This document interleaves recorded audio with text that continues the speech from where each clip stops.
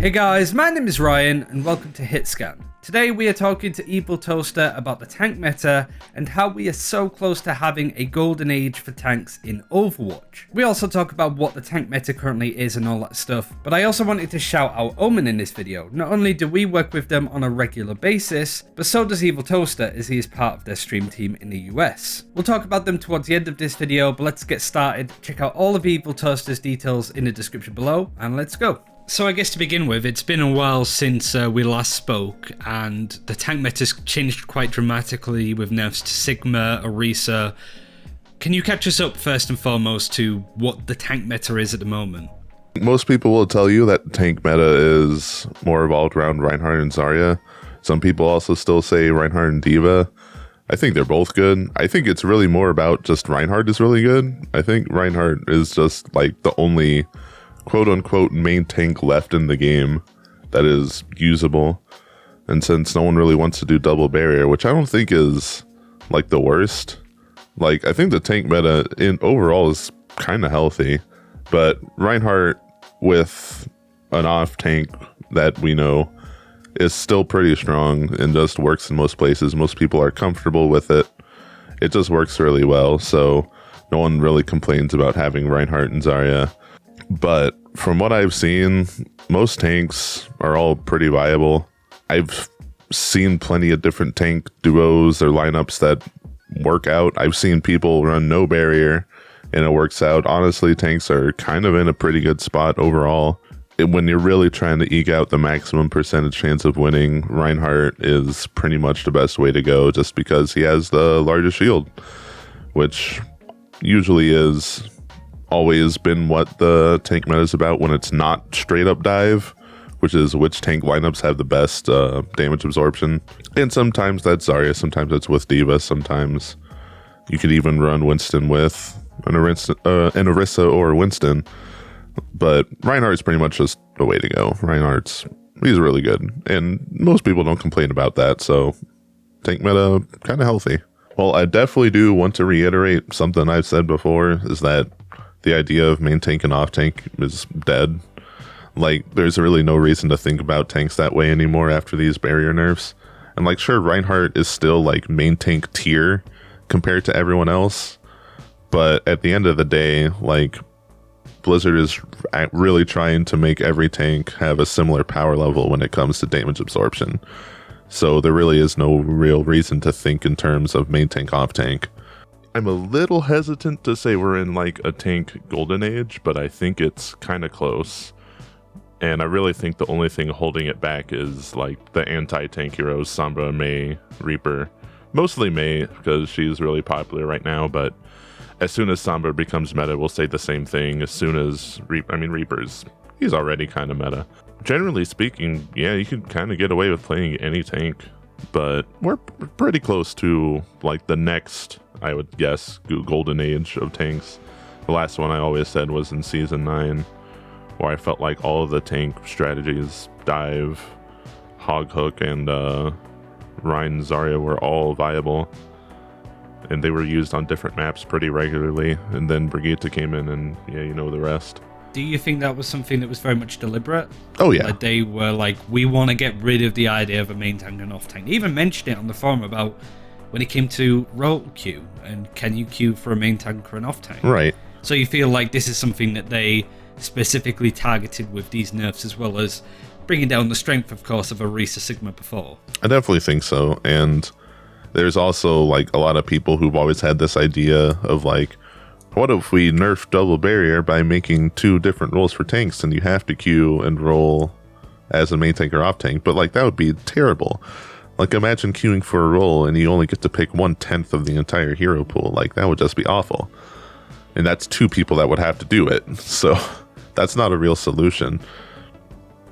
So I'm very certain that Blizzard has that in mind, that they want more tanks to be equal in terms of power level, because like the whole tank pairing problem, the meta of like this tank always goes with this, like that has to go.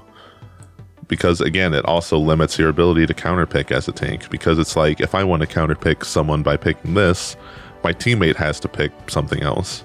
But they don't, in a lot of cases, but they do anyway because they feel like they have to, because we've just had this idea of main tank, off tank, and pairings ingrained in our brain for so long. But the more that this balancing goes on, the less that's going to be a thing, I think. Sure, and I guess that sort of leaves the two problematic tanks, I suppose, Orisa and Sigma. You sort of mentioned Orisa a little bit there. How badly were they sort of knocked down a peg? In my eyes, not that much. Like, the nerfs for Orisa and Sigma that put us into this meta, they were really like wrist slap tier in my eyes.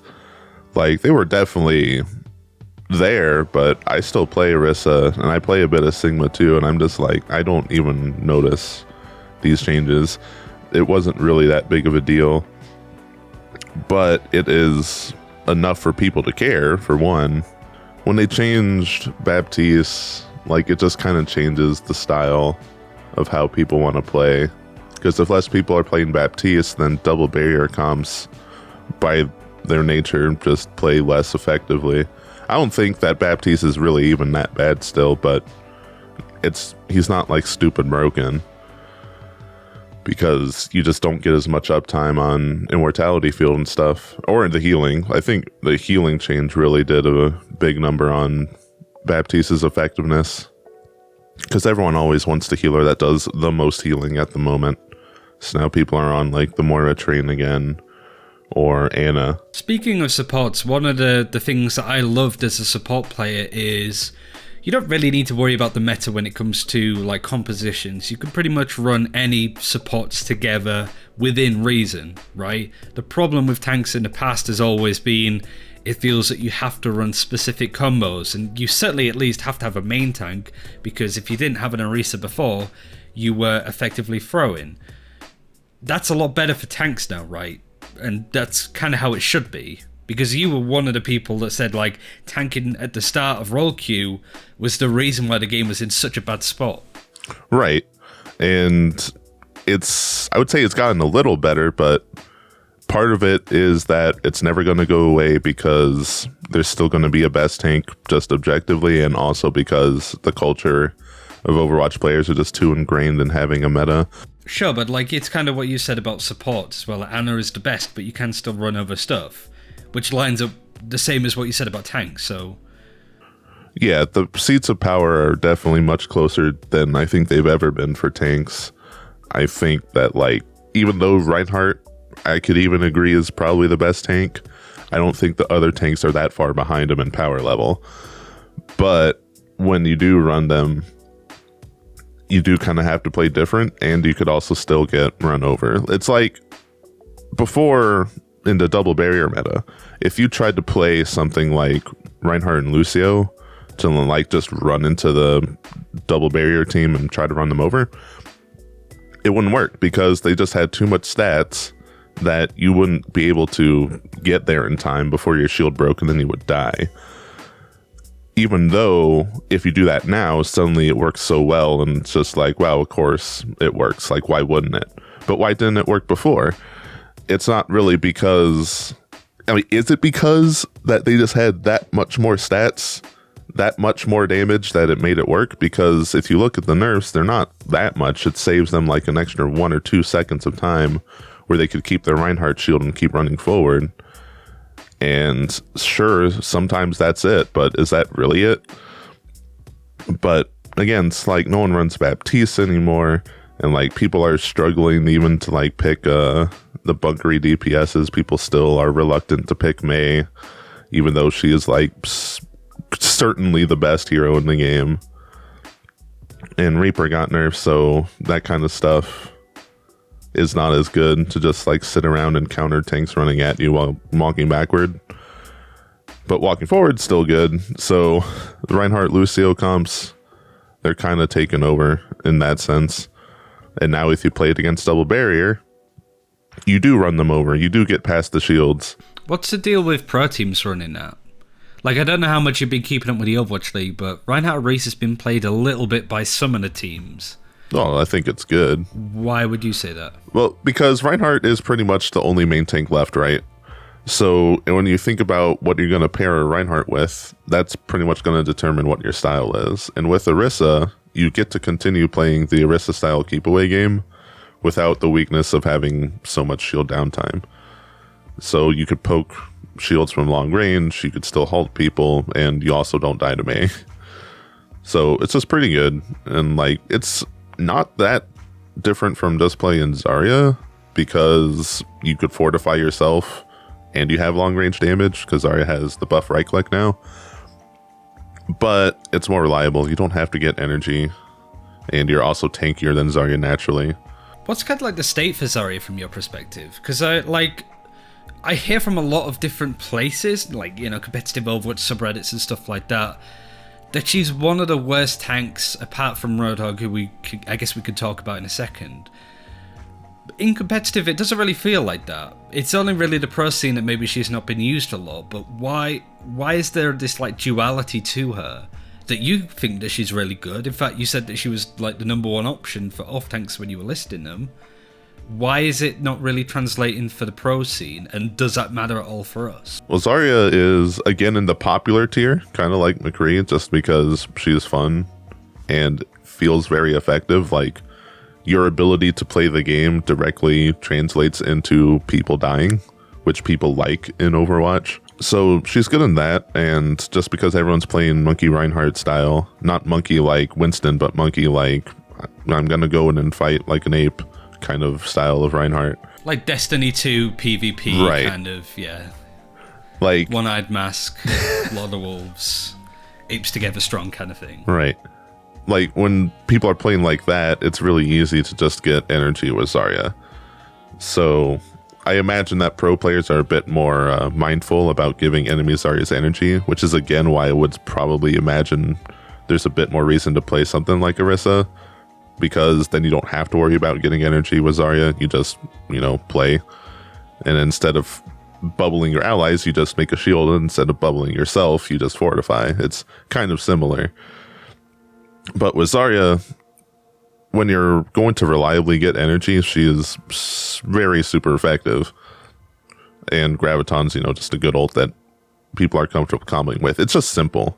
Like, that's really the big deal. Like, when you're playing solo queue, you want things that people can just not have to think too hard and synergize with. And like, everyone knows how to deal with your teammate using a Graviton.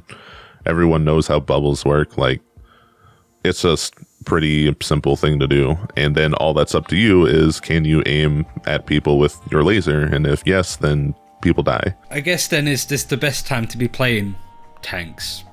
It's definitely not the worst time.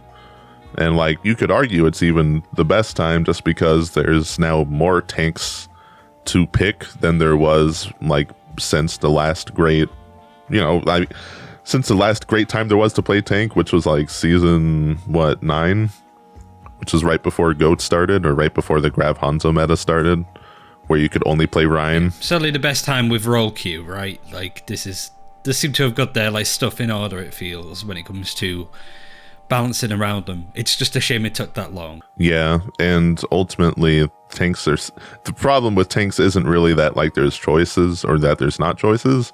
It's just that we don't really get the power to counterpick.